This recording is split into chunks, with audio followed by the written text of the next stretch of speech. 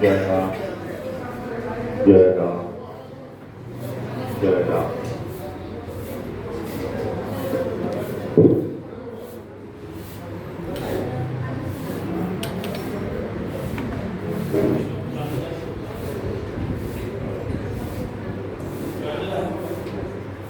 পরম্পরা আমাদের সবার প্রাণপ্রিয় শ্রী শ্রী ঠাকুরের শ্রী চরণে আমরা সশ্রদ্ধ প্রণাম জানাই।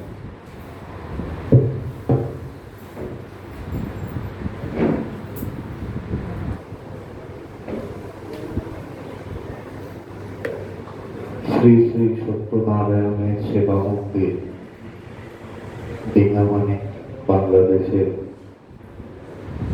বর্তমান এবং পঞ্চম মহন্ত মহারাজ শ্রীমৎ ধৈর্যকী প্রসাদ চক্রবর্তী মহাশয়ের শ্রীচরণে সশ্রদ্ধ প্রণাম জানাই।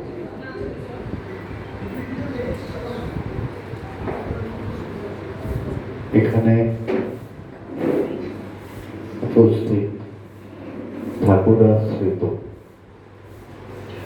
এবং সমস্ত ভক্তজনকে শ্রীরাম ঠাকুর বাড়ি শ্রী শ্রী সত্যনারায়ণের সেবা মন্দির দীঘামানিক বাংলাদেশের পক্ষ থেকে সশ্রদ্ধ প্রণাম।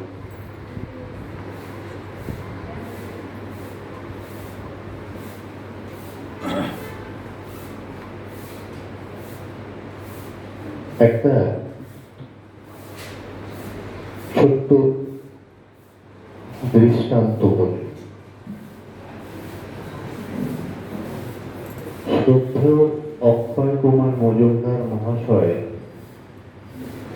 তার বাড়িতে, তার কলকাতায় ভবানীপুরের বাড়িতে শ্রী শ্রী ঠাকুর তখন রয়েছে এবং ঠাকুর প্রতিদিন বিকেলে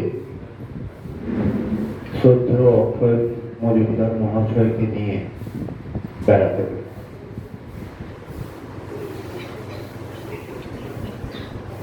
তো একদিন বেরিয়ে ফেরার সময় ঠাকুর রাস্তার ধারে ফুলের গাছ দেখে সেই গাছ থেকে কিছু ফুল তুললে গাছের কাছ থেকে অনুমতি চেয়ে নি। এই জায়গাগুলো একটু আমাদের সবাইকে লক্ষ্য রাখতে, কারণ ঠাকুর কখনো উপদেশ দেন, ঠাকুর কাউকে কখনো শুষ্ক উপদেশ দেন। ঠাকুর বলেছেন যে আমি উপদেষ্টা নই, আমি দৃষ্টান্ত মাত্র। এবং ঠাকুর সম্বন্ধে, ঠাকুরের সঙ্গে যারা থাকতেন, আমরা যদি তাদের লেখা বইগুলো পড়ি তাহলে আমরা দেখতে পাব যে ঠাকুর কিভাবে বিভিন্ন ঘটনার মধ্যে বিভিন্ন তিনি উপস্থাপিত করতেন বিভিন্ন কার্যক্রম, তার মধ্যে দিয়ে তিনি আমাদের শিক্ষা, লোক শিক্ষা দিয়ে যাওয়ার চেষ্টা করেছেন। তো ঠাকুর গাছের কাছ থেকে অনুমতি নিয়ে ফুল তুললেন। ঠাকুর নিজেই বলেছেন যে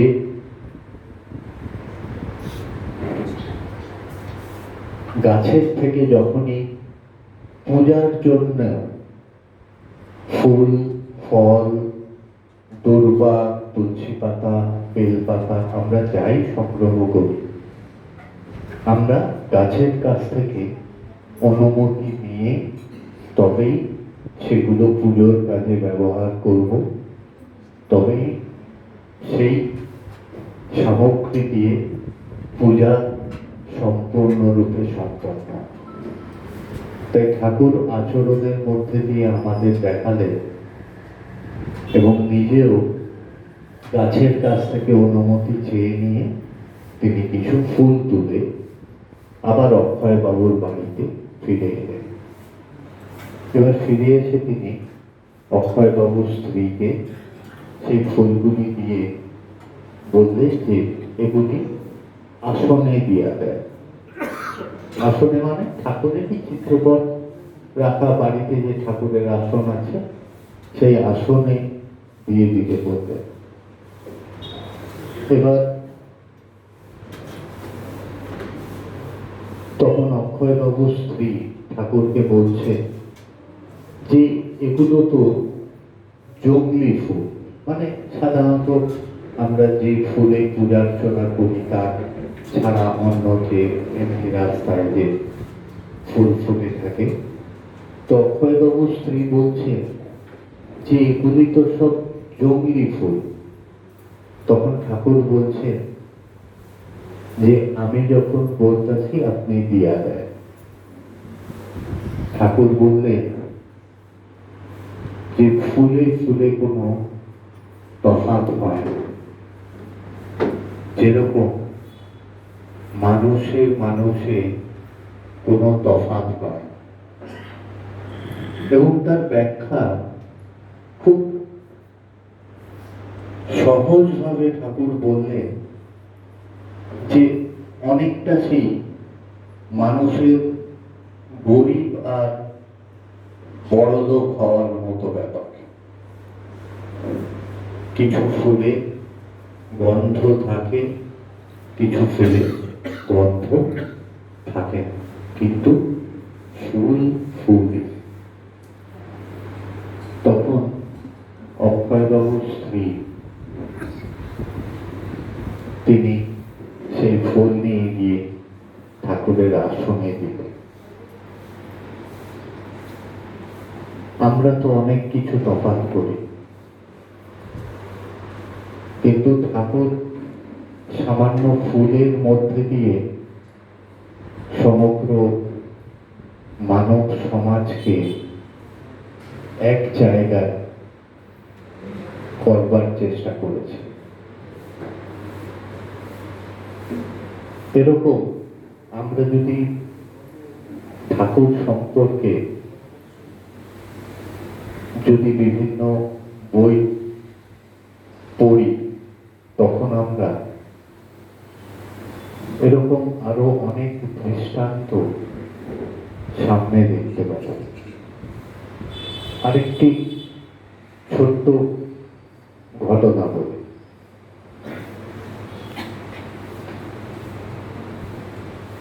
আমরা বলি সাধারণত খুব কথায় কথায় যে ঠাকুর আজকে বর্তমান আজকে ঠাকুর আর শ্রী দেহে নেই। কিন্তু এই কথাটা ঠাকুর যখন শ্রীদেহে তখন নিজেই বলেছেন যে আমি সদা সর্বদা সর্বত্র এই চিত্রপটে বিরাজ করি।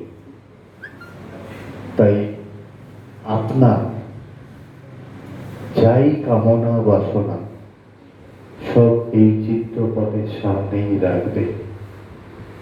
চিত্রপট নিজের সন্তানের মতো যত্ন করবে, তাহলে ঘরে বৈশাই সব পাওয়া যায়, কোথাও যাওয়ার প্রয়োজন হয়। এক কলকাতারই এক চিকিৎসক ভদ্রলোক, তিনি কিছুদিনের ছুটি নিয়ে ঋষিকেশ বেড়াতে গেছে। এই ঘটনা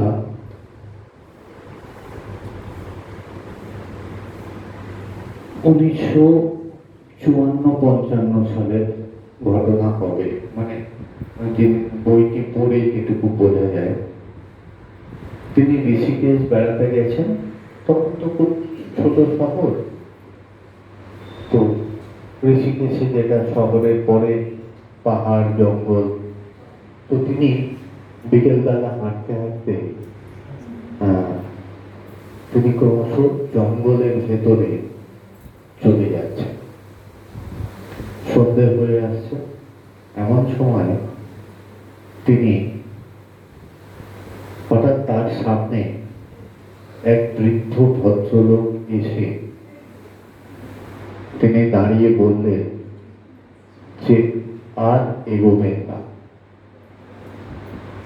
সামনে জঙ্গল আরো গভীর, সেখানে অনেক হিংস্র জীবজন্তু রয়েছে, তারা আক্রমণ করতে পারে,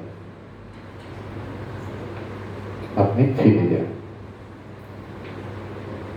তো সেই চিকিৎসক ভদ্রলোক বললেন যে সামনে গভীর জঙ্গল, আপনিও তো জঙ্গলের দিকেই যাচ্ছেন, তাহলে আপনাকে হিংস্র জন্তুরা আক্রমণ করবে না। তখন সেই বৃদ্ধ ভদ্রলোক বলছেন যে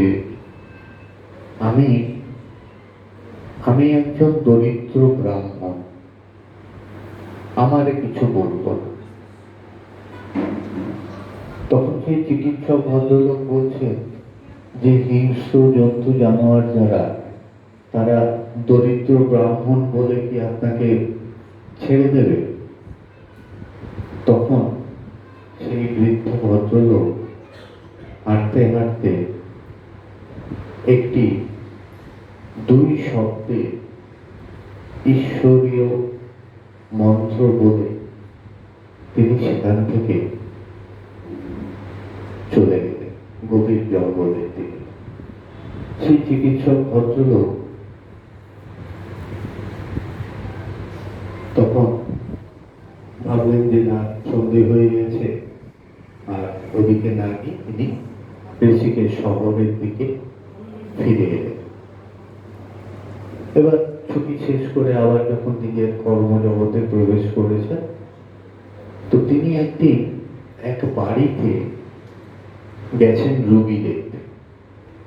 এবার যে ঘরে তিনি রোগী দেখতে গেছেন, সেখানে তিনি দেখলেন যে সেই রোগীর ঘরে দেওয়ালে সেই বৃদ্ধ ভদ্রলোকের একটি ছবি রয়েছে।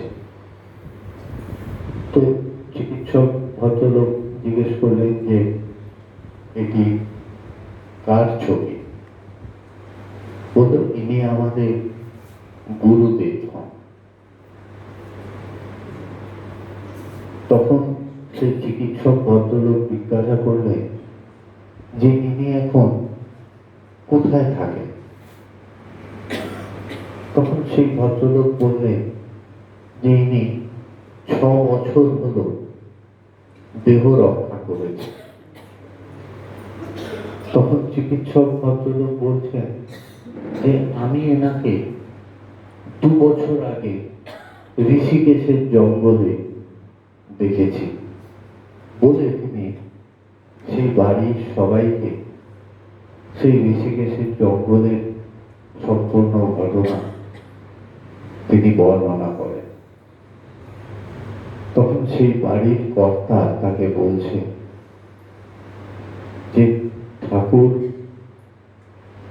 তার শ্রীদেহ সম্বরণের পরেও আপনাকে বিপদের হাত থেকে রক্ষা করেছে এবং আপনাকে তিনি শ্রীনাম শুনিয়েছেন।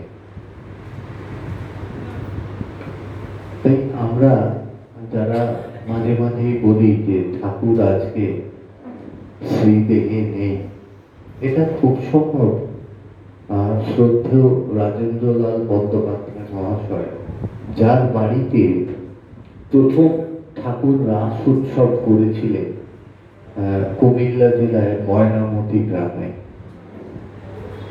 তাকে বলেছিলেন। তিনি একদিন প্রশ্ন করেছিলেন যে আপনাকে তো এখন আমরা পাচ্ছি, ঠাকুর তখন শ্রীদেবী, যে দেখুন সেই আবার বললাম যে ঠাকুর তখন শ্রীদেবী, তো আপনাকে তো এখন পাচ্ছি, যখন আপনি থাকবেন না তখন আমরা কি করব?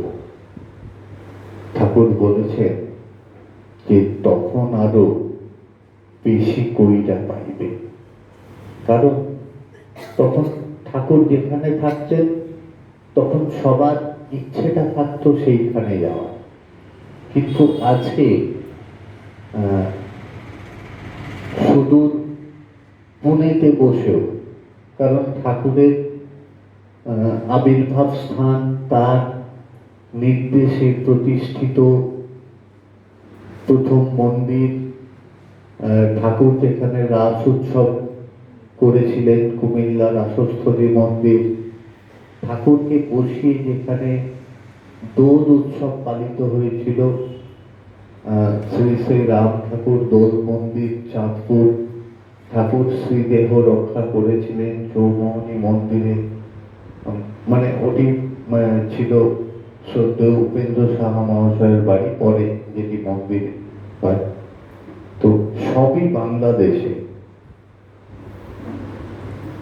কিন্তু দেখুন আজকে আমরা শুধু পুনেতে বসে, এবং এখানে আমি জানি বম্বে থেকে এসছেন, নাসিক থেকে এসছেন, হায়দ্রাবাদ থেকে এসছেন, বিভিন্ন জায়গা থেকে আমরা সমবেত হয়েছি, একত্রিত হয়েছি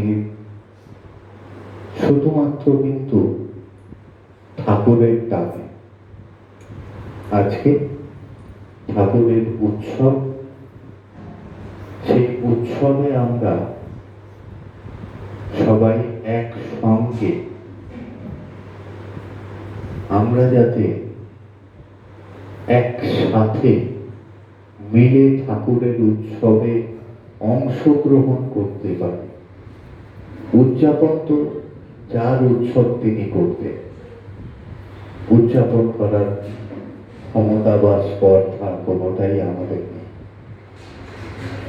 আমরা সবাই কিন্তু একত্রিত হয়েছি, এবং এটা কিন্তু আজকে নয়, ঠাকুর যখন যেখানে উপস্থিত হতেন সেখানে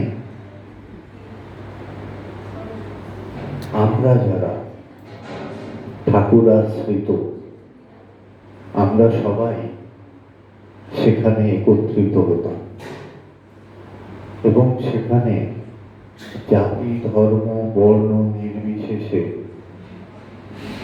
আমরা সবাই পাশাপাশি বসে সংকীর্তনের আনন্দ নিই, আমরা ঠাকুরের পুজোয় অংশগ্রহণ করি, আমরা শ্রী শ্রী সত্যনারায়ণ সেবায় আমাদেরই পরিবারের সবাই, আমাদের বাড়ির সবাই, আমাদের প্রতিবেশীরা সবাই মিলে অংশ নিই। আমরা কিন্তু কেউ কারোর পরিচয় জানতে চাই না, কারণ ঠাকুর সর্বধর্ম সমন্বয়ের প্রতীক। সেটা আমরা যদি কোনোদিন বাংলাদেশে যাই, আমারও এই ধারণা ছিল না। আমি আমার বাবার কাছে শুনেছিলাম যে ঠাকুরের মন্দিরে ধর্ম নির্বিশেষে মানুষজন আছে। সেটা কিন্তু আমি নিজে যদি বাংলাদেশে না যেতাম, সেটা আমার কাছে একটা গল্প হয়ে থাকতো। সেখানে ঠাকুরের মন্দিরে ধর্ম, জাতি ধর্ম বর্ণ নির্বিশেষে সমস্ত শ্রেণীর মানুষ আসে। আমি এই রাস উৎসবে কুমিল্লা রাসস্থলী মন্দিরে ছিলাম, আমি দেখেছি প্রচুর হিন্দু নন এরকম মানুষ তারা এসেছে। ডিঙ্গামানিক মন্দিরে আপনারা যদি যান কোনোদিন, দেখবেন প্রায় প্রতিদিন সেখানে বিভিন্ন সম্প্রদায়ের মানুষ সেখানে আসে এবং তারা মন্দিরে বসে এবং শ্রী শ্রী সত্যনারায়ণের সেবা মন্দির ডিঙামানিকে মন্দিরের চারপাশে যত বাড়ি আছে কেউ হিন্দু নয়, তারাই মন্দিরের দেখাশোনা করে। আজকে এত বছর হয়ে গেছে, মন্দিরের বাউন্ডারি ওয়াল বলে কিছু নেই, তারাই দেখাশোনা করে সবকিছু। আমরা যদি একটু ঠাকুরের বই পড়ি, শ্রদ্ধেয় মহেন্দ্রচন্দ্র চক্রবর্তী ঠাকুরের ধাতস্পত্র, তিনি জীবন কথা বলে যে বইটি লিখেছেন, সেটি পড়লে আমরা জানতে পারব শ্রদ্ধেয় চিরাগ আলী মহাশয়, যিনি আমাদের ঠাকুর বাড়ি থেকে একটু দূরে কার্তিকপুর গ্রামে যার বাড়ি, চিরাগ আলী মহাশয় ঠাকুরের প্রথম অহিন্দু ঠাকুরের কাছ থেকে তিনি নাম শুনেছিলেন এবং ঠাকুর তাকে বলেছিলেন, তিনি তাঁতি ছিলেন, মানে তিনি কাপড় তৈরি করতেন। ঠাকুর তাকে বলেছিলেন যে আপনি ঘরে বসে থাকবেন। তখন তিনি বলেছিলেন যে আমি যদি হাটে না যাই, মানে ব্যবসার কাজে না যাই, তাহলে আমার সংসার চলবে কি করে? ঠাকুর বলেছিলেন আপনি আপনার বাড়িতে একটি আসন পেতে বসুন। এবং আমরা যদি কোনোদিন চিরাগ আলী মহাশয়ের বাড়িতে যাই, তাতে দেখবো, সেখানে দেখবো একদম পাশাপাশি ঠাকুরের চিত্রপট এবং কোরআন, পবিত্র কোরআন পাশাপাশি রাখা আছে। অনেকে যান, সব সম্প্রদায়ের মানুষ সেখানে যান। আসলে আমরা কিন্তু আমাদের সঙ্গে ঠাকুরের প্রচলিত যে গুরু শিষ্যের সম্পর্ক, তা কিন্তু নয়। আমরা কেউ বলি না যে আমরা শ্রী শ্রী রাম ঠাকুরের শিষ্য বা ঠাকুর আমাদের গুরু। গুরু তো তিনি, কিন্তু আমরা বলি না।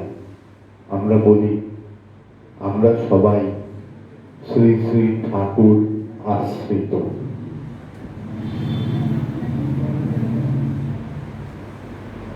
আসলে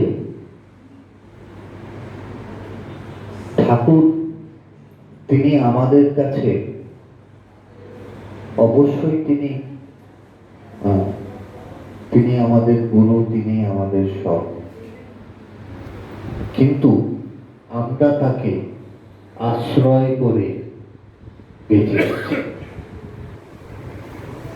আমাদের জীবনের প্রতিটি মুহূর্ত, আমাদের জীবনের প্রতিটি অধ্যায়, আমাদের জীবনের সুখ দুঃখ, ভালো মন্দ, এক কথায় বলতে গেলে আমাদের জীবনের প্রতিটি মুহূর্তে ঠাকুর জড়িয়ে আছে।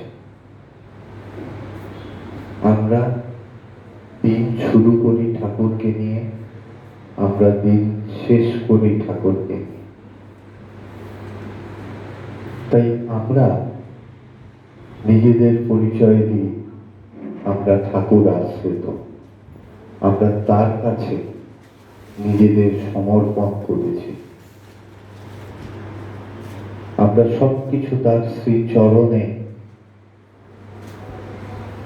অর্পণ করে শুধু একটি কথাই তার সামনে রাখি, যে আমাদের সবাইকে ভালো রেখো, সবাইকে শান্তিতে রেখো। এবং আমরা যারা এখানে সবাই বসে আছি এবং যারা এখানে রয়েছি, তারা ছাড়াও যারা সারা ভারতবর্ষ, বাংলাদেশ, সারা পৃথিবী জুড়ে আমরা যারা ঠাকুর আশ্রিত রয়েছি, আমাদের একটাই পরিচয়, আমরা সবাই এর গুরু ভাই, আমরা সবাই এর গুরু বোন। আমাদের একটি মাত্র পরিচয়, এটি আমাদের আত্মিক সম্পর্ক। এবং আমরা প্রত্যেকের পাশে সেইভাবেই আছি, সেইভাবেই আমরা থাকবার চেষ্টা করি। এবং ঠাকুর নিজেও চাইতেন, ঠাকুর সবসময় চাইতেন যে সমগ্র রামমণ্ডলীতে যারা শ্রী শ্রী ঠাকুর আশ্রিত আছে তারা যাতে একসাথে থাকে, তারা যাতে একে অপরের প্রয়োজনে বা সুবিধে অসুবিধে তারা যাতে একসাথে থাকতে পারে, প্রয়োজনে যাতে কেউ কারোর অসুবিধে পাশে দাঁড়াতে পারে। এবং এ নিয়ে ব্যক্তিগত জীবনে ঠাকুরের অনেক আক্ষেপও ছিল। তিনি বিভিন্ন সময় বিভিন্ন জায়গায় সে আক্ষেপ প্রকাশও করেছেন। এবং ঠাকুর খুব দুঃখের সঙ্গে কখনো কখনো বলেছেন যে আপনারা কি একসাথে থাকতে বা এক পাতে খাইতে শেখেন নাই। এই প্রসঙ্গেও একটি ছোট্ট ঘটনা রয়েছে। শ্রদ্ধেয় যতীন্দ্রমোহন দাশগুপ্ত মহাশয়, উনি ডাক্তার, ঠাকুরের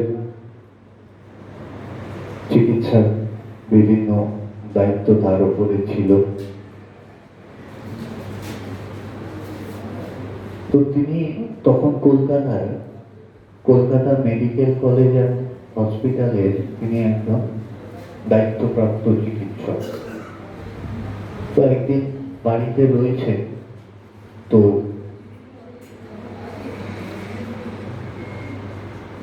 এবং তার বাড়িতে তার ভাইয়ের সঙ্গে খুব প্রচন্ড পারিবারিক অশান্তি রয়েছে এবং সেই অশান্তি খুব চরম পর্যায়ে তখন চলছে। তো এর মধ্যে ডাক্তারবাবু ওই মেডিকেল কলেজ থেকে ফোন এসছে, তার অধীনস্থ কোনো রোগী, মানে তিনি যাদের দেখাশোনার দায়িত্বে আছেন, কোনো একজন রোগী খুব খারাপ অবস্থা। তো ডাক্তারবাবুকে ডেকে পাঠানো হয়েছে, টেলিফোন করে তিনি যাচ্ছেন। তিনি বেরোবার সময় মনে মনে ঠিক করলেন যে এই পারিবারিক অশান্তি আর সহ্য করা যায় না, তাই আজকে বাড়ি ফিরেই তিনি দুই ভাই আলাদা আর একসঙ্গে থাকবেন, পৃথক ব্যবস্থা করবেন। তিনি গাড়ি নিয়ে বেরিয়ে গেলেন। এবার তিনি যখন রাস্তায় হসপিটালের দিকে যাচ্ছেন, একটি ট্রাফিক সিগন্যালে গাড়িটা দাঁড়িয়ে আছে। তো ডাক্তারবাবু দেখলেন তার গাড়ির সামনে স্বয়ং ঠাকুর হঠাৎ এসে দাঁড়িয়ে আছে। তো এবার ডাক্তারবাবু ভাবছেন যে কি করবেন। তিনি তাড়াতাড়ি গাড়ি থেকে নেমে ঠাকুরকে প্রণাম করে ঠাকুরকে গাড়িতে বসালেন। গাড়িতে বসানোর পরে এবার তিনি ভাবছেন যে ঠাকুরকে যদি আমি হাসপাতালে নিয়ে যাই, তাহলে রোগী দেখতে কতক্ষণ সময় লাগবে তো জানি না। তো ঠাকুরকে অতক্ষণ গাড়িতে বসিয়ে রাখা ঠিক হবে। তো তিনি ঠিক করলেন যে রাস্তায় কোনো এক গুরু ভাইয়ের বাড়িতে তিনি তাকে ঠাকুরকে নামিয়ে দিয়ে তারপরে তিনি হসপিটালে যাবেন। তো রাস্তায় এক গুরু ভাইয়ের বাড়িতে তিনি ঠাকুরকে নামিয়ে, গাড়ি থেকে নামিয়ে, এবার তিনি যখন গাড়িতে করে ঠাকুরকে নিয়ে যাচ্ছেন, ঠাকুর গাড়িতে বসে বললেন যে আমরা মহাভারতে পড়েছি যে দুর্যোধনের কৌরবেরা 100 ভাই ছিল এবং তারা কেউই ভালো ছিল না, কিন্তু তাদের মধ্যে ভাইয়ে ভাইয়ে কখনো দ্বন্দ্ব হয়েছে বলে এরকম কোনো ঘটনা শোনা যায় না। বলুন, ঠাকুর গাড়িতে বসে আছে, এবার ডাক্তার দাশগুপ্ত ভাবছেন যে ঠাকুর হঠাৎ এই কথাটা কেন বললেন। ঠাকুর কি জানতে পারলেন যে তাদের এই পারিবারিক অশান্তির কথা? তো তিনি ঠাকুরকে, আমি ভদ্রলোকের নামটা ভুলে যাচ্ছি, যখন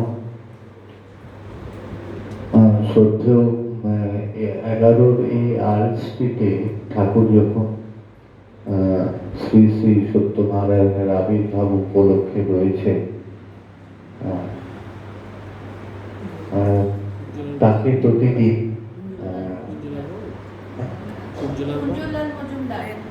কুঞ্জলাল মজুমদারের বাড়িতে উনি বসতেন, ঠাকুর প্রতিদিন শ্রী শ্রী সত্যনারায়ণের পাঁচালী পাঠ করে শোনাতেন। উনি ব্রাহ্মণ ছিলেন বলে, আমি নামটা ভুলে যাচ্ছি। তো ওনার বাড়িতে, মনে পড়ে যদি বলবো, তো ওনার বাড়িতে ঠাকুর ওনাকে নামিয়ে, উনি ঠাকুরকে নামিয়ে ডাক্তার দাশগুপ্ত হসপিটালে চলে গেলেন। এবার গিয়ে রুগী টুগী দেখে আবার যখন তিনি ফিরে আসছেন, ফিরে এসে ওই বাড়িতে ঢুকে তিনি যে ঘরে ঠাকুরকে বসিয়ে গেছিলেন, তিনি গিয়ে খোঁজ করলেন, গিয়ে দেখলেন ঠাকুর নেই। তো উনি অন্যান্য ঘরে গিয়ে সেই বাড়ির সবাইকে জিজ্ঞাসা করলেন, কিন্তু প্রত্যেকেই একটি কথা বলল যে ঠাকুর আজকে এই বাড়িতে আসে। তো তিনি তখন বাড়ির যে দারোয়ান, তাকে গিয়ে জিজ্ঞাসা করলো যে আমি দুপুরবেলা যখন ঠাকুরকে নিয়ে এলাম, সে দেখেছে কিনা। তো সেই বাড়ির দারোয়ানও বলল যে সে ঠাকুরকে এই বাড়িতে ঢুকতে দেখে। তখন ডাক্তার দাশগুপ্ত চিন্তা করছেন যে ঠাকুর কি শুধুমাত্র তাকে এই কথাটা বলার জন্যই তার সামনে তাকে দেখা দিয়েছিলেন, যে তিনি যাতে তার ভাইয়ের পরিবারের থেকে পৃথক না হয়ে যান, যাতে পরিবারে সবাই আমরা একসাথে থাকি। এবং এই প্রসঙ্গে ঠাকুরকে একজন প্রশ্ন করেছিলেন যে তিনি নাম শোনার পরে যে ঠাকুরকে আলাদা আসনে বসানো হবে কিনা, ঠাকুরের চিত্রপট আলাদা কোনো আসনে বসাতে হবে কিনা। ঠাকুরকে যখন জিজ্ঞাসা করেন, ঠাকুর বলেন যে আপনারা তো সবাই পরিবারের সঙ্গেই থাকেন, তাই সবাইকে একই সাথে রাখবে। এবং সেই প্রসঙ্গে সেই ভদ্রমহিলা ঠাকুরের কাছে সে নাম শোনার পরে তিনি বাড়িতে এসে ঠাকুরের আসনে যে আরো দেবদেবী, আরো যাদের যাদের চিত্রপট এবং মূর্তি ছিল, যেসব দেবদেবী এবং গুরুগণের চিত্রপট এবং মূর্তি ছিল, তিনি সব সরিয়ে ঘরের এক পাশে রেখে দিয়ে তিনি তখন শুধুমাত্র ঠাকুরের চিত্রপট রেখেছিলেন ঠাকুরের আসনে। তো একদিন ঠাকুর এসে ঠাকুর ঘরে ঢুকে, সেই ভদ্রমহিলা ঠাকুর ঘরে ঢুকে, নামটা মনে পড়ছে, শ্রদ্ধেয় পূর্ণ গাঙ্গুলি মহাশয়, ওনার বাড়িতে ঠাকুরকে বসিয়ে ডাক্তার দাশগুপ্ত গেছিলেন, শ্রদ্ধেয় পূর্ণ গাঙ্গুলি মহাশয়। তো ঠাকুর বললেন যে সবাইকে ওরকম সব দেব দেবীকে কেন সরিয়ে রেখেছে। সে প্রসঙ্গে ঠাকুর বলেছিলেন যে আপনারা যেরকম পরিবারের মধ্যে থাকেন সেরকম সবাইকে রাখবেন একসাথে। নোয়াখালী জেলায় ঠাকুর কোনো এক বাড়িতে, ঠাকুর তো কোনোদিন কোনো মন্দিরে যাননি বা মন্দির তৈরি করার ব্যাপারেও কোনোদিন তিনি উৎসাহ দেখাননি বা সম্মতি জানাননি। তো এক বাড়িতে তিনি গেছেন, ঠাকুর সবার বাড়িতে বাড়িতেই যেতেন।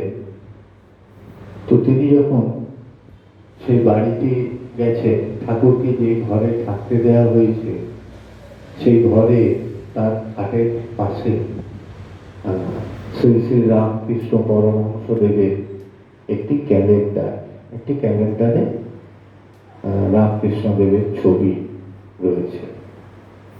তো ঠাকুর তো সারাদিন থাকতেন না বাড়িতে, তিনি সন্ধ্যের সময় আসতেন। তো ঠাকুর বেরিয়ে গেছেন, তো সেই ভদ্রমহিলা ভাবছেন যে ঠাকুরের ঘরে রামকৃষ্ণ দেবের ছবি, ঠাকুর যদি কিছু ভাবেন। তো তিনি ঠাকুর বেরিয়ে যাওয়ার পরে সেই ক্যালেন্ডারটি গুটিয়ে সেই ঘর থেকে অন্য ঘরে সরিয়ে দেন। এবার ঠাকুর ফিরেছেন। পরের দিন সকালে তিনি ঠাকুরকে জিজ্ঞাসা করছেন যে কোনো অসুবিধে হয়েছে বা কিছু দরকার। ঠাকুর তখন বলছে, কাল তো তাও রামকৃষ্ণ দেবের সঙ্গে একটু কথা বলার সুযোগ ছিল, আজ তো সেই ব্যবস্থাও রাখে। আসলে আমরা নিজেদের মতো করে কিছু জিনিস আমরা হয়তো তৈরি করে নিই, কিন্তু আজকে বিভিন্ন বাস্তবতার সঙ্গে সামঞ্জস্য রাখতে আমরা হয়তো ছোট ছোট সংসারে বিভক্ত হয়ে গেছি বিভিন্ন কারণে। কিন্তু আজকে আমরা উপলব্ধি করতে পারি, আমরা যারা কোনো কারণে চাকরি সূত্রেই হোক বা বিভিন্ন কারণে নিজেদের পরিবারকে ছেড়ে যখন আমরা বাইরে থাকি, তখন আমরা বুঝতে পারি যে পরিবারের গুরুত্ব কতটা, এবং আমরা উপলব্ধি করি সেগুলো। যার জন্য আমরা যারা চাকরি সূত্রে বা বিভিন্ন কারণে বাইরে থাকি, সুযোগ পেলেই আমরা তখন নিজেদের পুরনো বাড়িতে পৌঁছে যাওয়ার চেষ্টা করি। তো এরকম ছোট ছোট ঘটনার মধ্যে দিয়ে ঠাকুর আমাদের বিভিন্নভাবে লোক শিক্ষা দেওয়ার চেষ্টা করে গেছে। এখন ঠাকুরের কথা যদি আমরা বলতে শুরু করি, বিভিন্নভাবে বিভিন্ন এক একটার পর এক একটা ঘটনা সামনে চলে আসে। প্রচলিত যে সমস্ত সংস্কার আমরা মেনে চলি বা সামনে দেখি, ঠাকুর কিন্তু সেই সমস্ত সংস্কার থেকে, সেই সমস্ত বিভিন্ন লৌকিকতা থেকে আমাদের সবাইকে দূরে থাকার বিভিন্নভাবে তিনি দৃষ্টান্ত স্থাপন করে গেছেন। ঠাকুর নিজে সদ্য প্রসূতি মাকে আদর ঘরে গিয়ে নাম শুনিয়েছেন। ঠাকুর বিভিন্ন সম্প্রদায়ের মানুষকে একসাথে নিয়ে চলবার চেষ্টা করেছেন, তাদেরকে একসাথে রেখেছে। কিন্তু আজকের বাস্তব জায়গায় দাঁড়িয়ে আমরা কতটুকু সেগুলো মেনে চলি? আসলে ঠাকুরের এত সহজ সরল ভাবে তিনি আমাদের সামনে তার কথাগুলি, যেগুলো মেনে চলবার কথা তিনি বলেছেন, আমরা হয়তো এত সহজ সরল ভাবে বলেছেন বলেই আমরা হয়তো সেগুলো বিশ্বাস করতে পারি না। বা ঠিক আমরা আমাদের চারপাশে যা দেখি, যত কিছু দেখি, ঠাকুরের শুধুমাত্র একটি কথা, যে প্রতি মুহূর্তে সব অবস্থায় আমরা নাম বলবো। এবং এত সহজ ভাবে বলেছে যে নামের কোনো সময় নাই, নামে কোনো আবরণ নাই, নাম উন্মুক্ত। আমরা সব অবস্থায় নাম বলব। এবং তিনি বিভিন্ন ভাবে তিনি তা বলেও গেছেন। আমরা যদি শ্রদ্ধেয় রোহিণী কুমার মজুমদার মহাশয়ের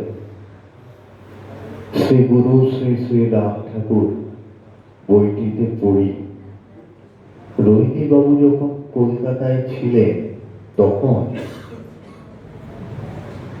তার নিজের কথায় তার ধর্ম সম্পর্কে খুব একটা ছিল না, তিনি মানতেন না সেভাবে। আর ঠাকুর যে বাড়িতে থাকতেন তার ঠিক পাশের বাড়িতে রোহিণী বাবু তখন থাকতেন কলকাতায়। তিনি কোনোদিন মানে সেই টান অনুভব করেননি যে তিনি ঠাকুরের সঙ্গে গিয়ে দেখা করবেন, ঠাকুরের সাক্ষাতে যাবেন। তো একদিন সন্ধ্যাবেলা তিনি অফিস থেকে ফিরেছেন, অফিস থেকে ফিরে বাড়িতে দরজার সামনে দাঁড়ানোর পরে তিনি দেখছেন যে তার স্ত্রী দরজা খুলে বললেন যে পাশের বাড়িতে ঠাকুর খুব অসুস্থ। ঠাকুর তখন বাতের যন্ত্রণায় খুব কষ্ট পাচ্ছিল, তো একবার ঠাকুরকে দেখে আসছে। তিনি গিয়ে দেখলেন যে ঘরে সবাই রয়েছে, ঠাকুর একটি বিছানায় শুয়ে আছেন। তখন সবাই চিন্তা ভাবনা করছে কিভাবে ঠাকুরকে সুস্থ করা যায়, ডাক্তার ডাকতে হবে কিনা। তো ঠাকুর হঠাৎ উঠে বসে বললেন যে ডাক্তার দেখার প্রয়োজন নেই, তিনি জল খেতে চাইবেন। তখন ঠাকুরকে জিজ্ঞাসা করা হলো যে তিনি ডাবের জল খাবেন কিনা। তো ঠাকুর বললেন যে না, ডাবের জল না, সোডা ওয়াটারের বোতল আছে। তো তখন তো কাঁচের বোতলে সোডা ওয়াটার পাওয়া যেত, একটা সেই এয়ার টাইট প্রেসার করা থাকতো, সেই ওপেনার দিয়ে খোলা। ঘটনা আমরা যদি একটু মন দিয়ে শুনি তাহলে দেখবো যে ঘটনার কার্যক্রম কোন দিকে যাচ্ছে। বাতের ব্যথার চিকিৎসার জন্য যে সোডা ওয়াটারের জল কেন কাজে লাগবে তা একমাত্র কিন্তু ঠাকুরই জানে। তো সোডা ওয়াটারের বোতল নিয়ে আসা হলো, কিন্তু খোলার কিছু নেই বাড়িতে। তো সবাই অনেক চেষ্টা করলো, কিছু হলো না। তখন রোহিণী মজুমদার মহাশয় সেই বোতলটা খোলবার চেষ্টা করলেন। এবার খুলতে গিয়ে দেখলেন, খুলতে তো পারলেনই না, সেই কাঁচের বোতলটা ভেঙে তিনি সারা ঘরে সেই সোডা ওয়াটার আর কাঁচ কাঁচের টুকরো ছড়িয়ে গেল। তখন সবাই একটু অপ্রস্তুত। ঠাকুর বিছানায় উঠে বসলেন, ঠাকুরের বিছানা ভিজে গেছে। তো ভেতর ঘরে গিয়ে দেখা গেল যে অবশিষ্ট একটিও চাদর নেই যেটা ঠাকুরের বিছানায় পেতে দেওয়া যাবে। এবার নিচে জলের বোতল ভেঙে ঠাকুরের বিছানা বেরিয়েছেন। রোহিণী বাবু বললেন যে ঠিক আছে, তিনি বাড়িতে গিয়ে দুটো চাদর নিয়ে আসে। তিনি বাড়িতে গেলেন। বাড়িতে গিয়ে তিনি যখন ঘরে দরজার সামনে দাঁড়ালেন, তখন দেখলেন তার স্ত্রী দুটো কাঁচা চাদর হাতে নিয়ে দরজার সামনে দাঁড়িয়ে আছে। তিনি জিজ্ঞাসা করাতে বললেন যে কেন, তুমি তো বললে যে ঠাকুরের বিছানার চাদর ভিজে গেছে, চাদর লাগবে। তখন রোহিণীবাবু বলছে যে আমি তো এই সবে মাত্র এসে দাঁড়ালাম, আর আমি কোনো কথাই বলিনি। তো তিনি আর কথা না বাড়িয়ে দুটি চাদর নিয়ে গেলে বিছানার চাদর পাল্টানো হলো। ঠাকুরের নিয়ম ছিল তিনি একটি চাদর আপাদ মস্তক ঢাকা দিয়ে তিনি শুয়ে পড়তেন। তিনি আবার চাদর ঢাকা দিয়ে শুয়ে পড়লেন। সবাই যে যার কাজে গেল। রোহিণী মজুমদার তার নিজের কথায় লিখছে যে সেদিনের ঘটনাক্রমের পরে তার মনের মধ্যে ঠাকুর সম্বন্ধে যে অবিশ্বাসের পাথরটা ছিল সেটা নড়ে গেল। কারণ তিনি ঘরের দরজার সামনে যখন উপস্থিত হলেন, কিছু না বলা সত্ত্বেও তিনি দেখলেন যে তার স্ত্রী চাদর হাতে দাঁড়িয়ে আছে। পরের দিন রবিবার ছিল। তার স্ত্রী তাকে জোর করে এক প্রকার ঠাকুর যে ঘরে রয়েছে সেই ঘরে এলেন। তারা দুজনে ঠাকুরের কাছে সে নাম শুনলেন। সে নাম শোনার পরে রোহিণীবাবু ঠাকুরকে জিজ্ঞাসা করছে যে নাম শুনলে কি হয়। ঠাকুর তখন তাকে বলছে যে নাম শুনলেই সব হয়। তখন রোহিণীবাবু জিজ্ঞাসা করছে যে নাম শুনলেই সব হয়। ঠাকুর বলছে যে নাম শুনলেই সব হয়, নাম শুনলেই সব পাওয়া যায়। এবং রোহিণীবাবু সেদিনকে বিকেলে তিনি তখন টিউশন পড়াবেন প্রতিদিন অফিস থেকে ফিরে। রোহিণীবাবু সেই নাম বললে সবকিছু পাওয়া যায়, ঠাকুরের এই কথার পরীক্ষা করার জন্যে তিনি সেদিন বিকেলে নিজে যে বাড়িতে থাকতেন সেই বাড়ি থেকে, যে বাড়িতে তিনি টিউশন পড়াতে যেতেন,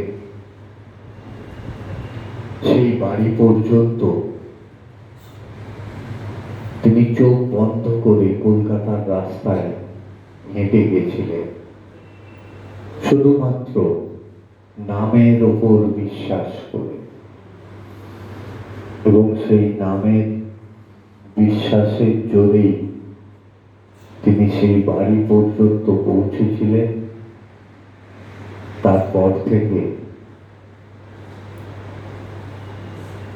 সুদীর্ঘ অনেক বছর কলকাতা, তারপরে মুজফ্ফরপুর, তারপরে নোয়াখালীতে যেখানে যেখানে রোহিণীবাবু তার চাকরি সূত্রে এসেছেন, ঠাকুর সেখানেই তার সঙ্গে গেছে। এবং ঠাকুর কখনো বিভিন্ন যে আমরা যে জাতিভেদ প্রথা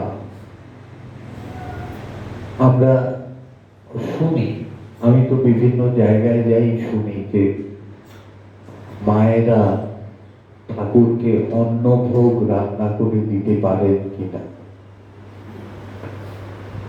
ঠাকুর এই রোহিণী মজুমদার মহাশয়কে দিয়ে তিনি পুজো পর্যন্ত করিয়েছেন। তিনি কোনো জাতিভেদ প্রথায় বিশ্বাস করতেন না,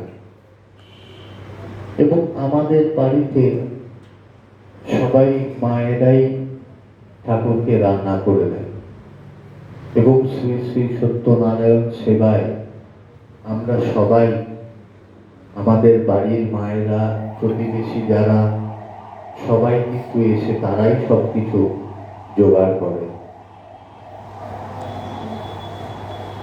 তাই আমরা যারা বিভিন্ন সংশয় নিয়ে আছি, ঠাকুর কিন্তু সবকিছুকে দূরে সরিয়ে রেখে বলেছেন যে সব কিছুতে, সব অবস্থায় নাম বলতে। এবং আমরা যখন যে কাজই করি, আমরা সেই নাম নিজের মনে মনে বলতে বলতেই আমরা করি। এবং ঠাকুর আমাদের সবাইকে এই নামের মধ্যে দিয়ে এক সূত্রে, একসাথে বেঁধে রেখেছেন। তাই নাম এবং ঠাকুর দুজনে একই। নাম এবং ঠাকুর দুজনে অভেদ। এবং ঠাকুর আমাদের সবার মধ্যে আছেন। ঠাকুর আমাদের হৃদয়ে রয়েছেন। ঠাকুর আমাদের নামের সঙ্গে রয়েছে। আমরা যারা শ্রী শ্রী রাম ঠাকুর আশ্রিত, আমরা নামের মধ্যেই ঠাকুরকে উপলব্ধি করি, ঠাকুরকে সঙ্গে নিয়ে প্রতি মুহূর্তে এই নামের সঙ্গেই আমরা থাকি, এই নামের আশ্রয়ে আমরা থাকি। আমরা যারা শ্রী শ্রী রাম ঠাকুর আশ্রিত, আমাদের সবার জীবন সমৃদ্ধ এই নামের মধ্যে দিয়ে। তাই আমরা সব সময়, সব অবস্থায় নাম নিয়ে থাকি। আজকে পরম মঙ্গলময় শ্রী শ্রী ঠাকুরের শ্রী চরণে এই প্রার্থনা জানাই যে আমরা সবাই ভালো থাকব, আমরা সবাই সুস্থ থাকব, আমরা একসাথে থাকব, আমরা নাম নিয়ে ঠাকুরের শ্রী চরণে আশ্রয়ে আমরা থাকব। জয় রাম, জয় রাম, জয় রাম। जय राम जय राम।